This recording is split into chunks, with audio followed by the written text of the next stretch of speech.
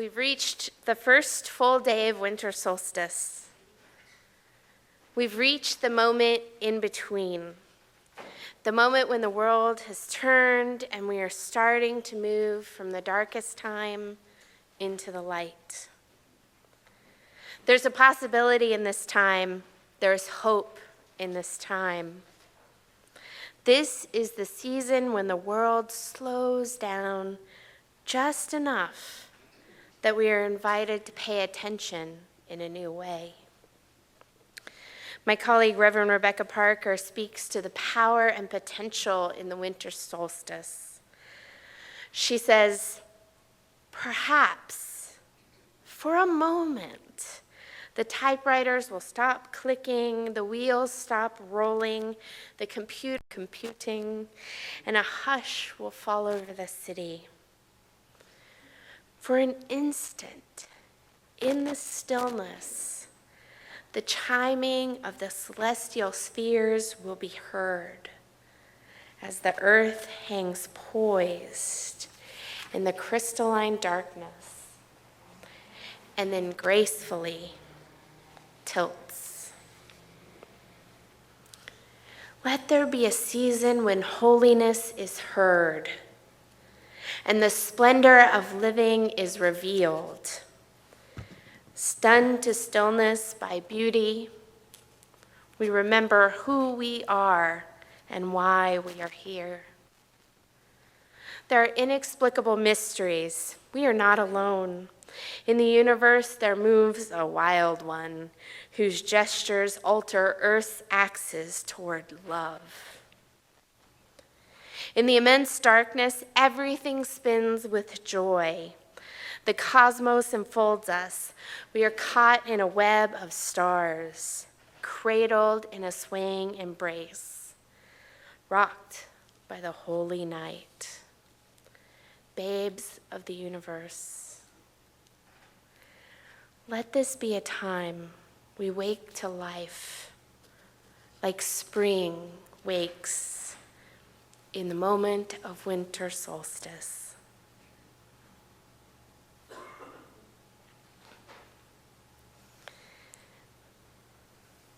I've lived several places as a UU minister, and I have developed a hypothesis about the difference between Canada and the United States. And I'm not about to tell a joke about who says sorry more frequently or who should learn to apologize more. This is about origin stories and weather. When Europeans first started to colonize the US, they found a decently temperate climate. Here we have winter, as those of you who grew up in Michigan can attest, but we have spring and summer and fall as well. In most of the United States, you can survive outside most of the year. When Europeans moved across the US conquering this land, they found they could spread out, sometimes living miles from one another. The settlers in what is now Canada found a different world. Canada has 2 seasons, both of them variations on winter. In my 10 months living in Ottawa, I was shocked by the frostbite warnings. And I think you have them here too once in a while, right? But that was my first experience of a frostbite warning. It was literally dangerous to go outside. It was the first time I had seen weather that cold. And it's my hunch that faced with such harsh weather, settlers in Canada found that they needed to bond more closely together. They needed to form communities, and in order to live in community, they needed to learn how to get along and to say they were sorry. We human beings are quite amazing. We are able to live and even thrive in places and situations where it should be impossible. In no time is this more apparent than during winter. It is in the deepest part of winter, at the very midpoint, when nothing is growing, when we can't even live outside without support, without shelter, when the very earth can be dangerous to us. This is the time that we celebrate. this is the time when we turn and hug one another, when we gather in our communities to create light and to share hope. Yule, which occurs on winter solstice, is a pagan holiday. The story of Yule is the story of a struggle between the Oak King, or the sun, and the Holly King. In Celtic stories, we are told the Holly King and the Oak King are twins. Oak trees, which were sacred to the Celts, during the fall would lose their leaves, and the holly trees, evergreens, would gain prominence during this time. The ancient traditions tell us that the sun, the Oak King, is born every year on winter solstice. And even as the winter continues, the light, the sun, is growing, it's returning. It is the winter that leads to the renewal and rebirth of the spring. In a time of year characterized by cold and death, the pagans celebrated the return of the sun. Rituals around this time helped call the sun back. They helped with the birth of light and hope. And Yule isn't the only story offering hope in the middle of winter. Hanukkah, like all Jewish holidays, starts at sunset. It starts this evening. And we heard from our young congregants last week about how Hanukkah is a story of hope and miracles. It's a story of magic. After the Jewish religion and Jewish practices had been outlawed, the Jewish people rebelled, forcing the ruler out of Judea. And during the rededication of the temple, there was only oil to burn, enough to burn for one night. And yet it burned for 8. Enough time to get more oil. I can't tell you for sure if this story happened, but I can tell you that there is truth here that is deeper than historical fact. When times were hard, when the Jewish people fought an impossible war, they found more light and hope than was possible.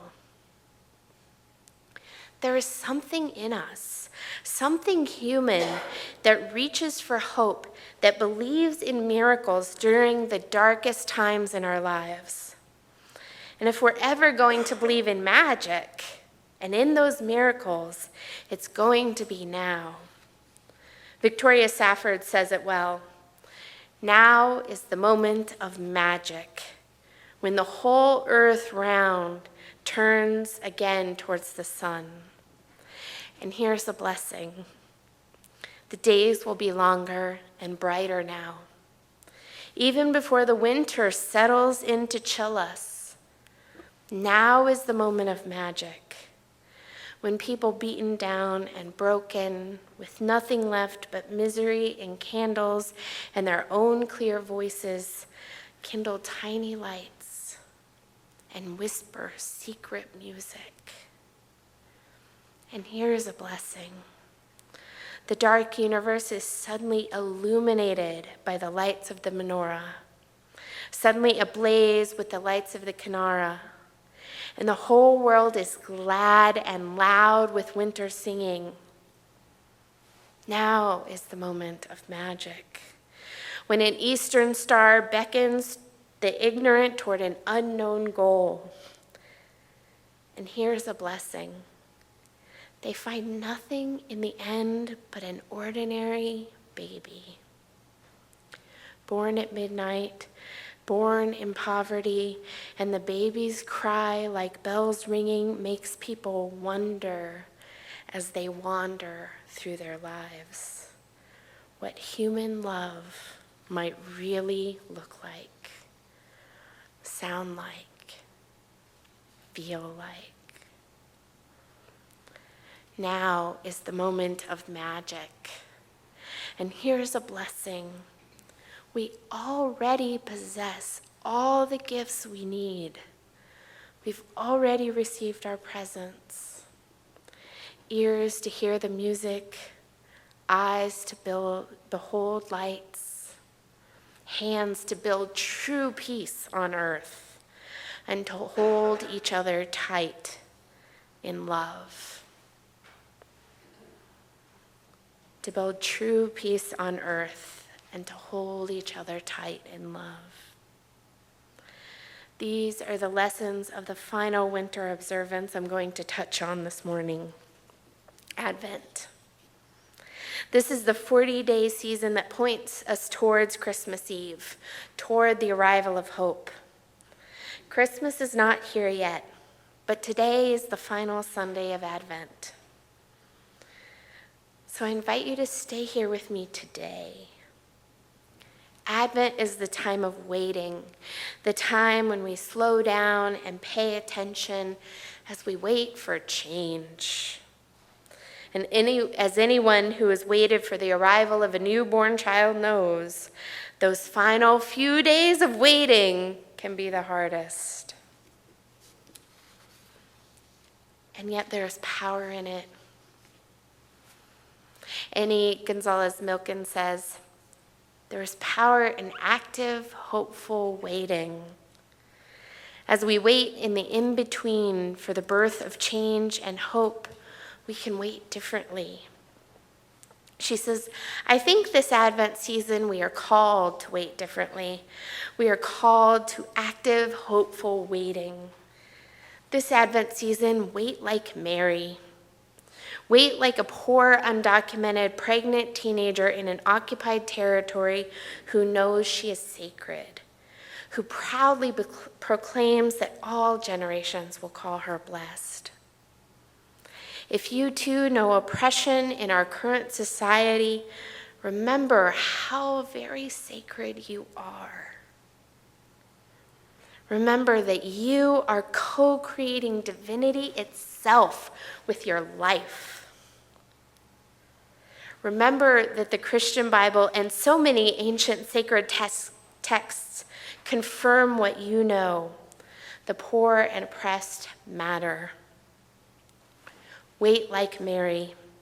Let your soul magnify the divine, praise a God who would scatter the proud, bring down the mighty, and fill the hungry with good things. Whoever you are, make your voice heard. Bear witness, protest, preach, pray, gather, walk out, boycott. Wait like Joseph, too. Wait like a man who stands by his pregnant fiancée when his society tells him she is wrong, unacceptable, immoral, and when he himself is confused. Think carefully about the judgments you make and the ones you hear.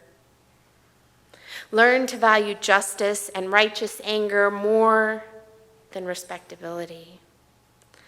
Push yourself to dialogue with those who do not understand. Find a way to stand with those who are bringing divinity into this world, even if they're not doing it exactly how you would like. And wait, even wait like God. Wait like a force so powerful it created the universe, so loving it was willing to become a fragile baby, born into poverty and an occupying empire.